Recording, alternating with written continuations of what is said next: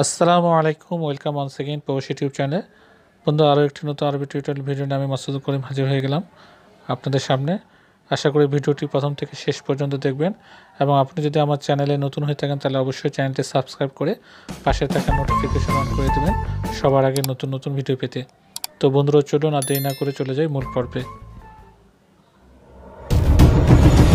বন্ধুরা, আজকে আমরা যা শিখতে যাচ্ছি, 1 নম্বর ইট। ইটকে আরবিতে তাবুক বলে, তাবুকের বাংলা শব্দ হচ্ছে ইট।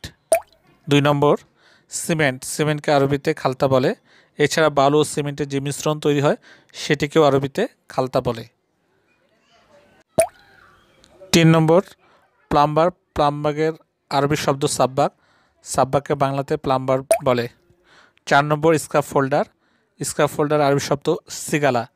সিগালাকে আরবিতে স্কাফ ফোল্ডার বলে। 5 নম্বর কাটা। কাটার আরবি শব্দ মিসমার। মিসমারকে আরবিতে কাটা বলা হয়।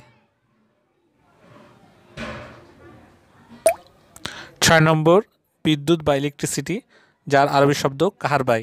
এটা অন্যভাবে বলা যায়, কাহারাবিয়াও বলা যায়, সমস্যা নাই। 6 নম্বর বালি। বালিকে আরবিতে রামল বলা হয় বা তুরাবও বলা যায়, সমস্যা নাই। বালির আরবি শব্দ রামল বা তুরাব।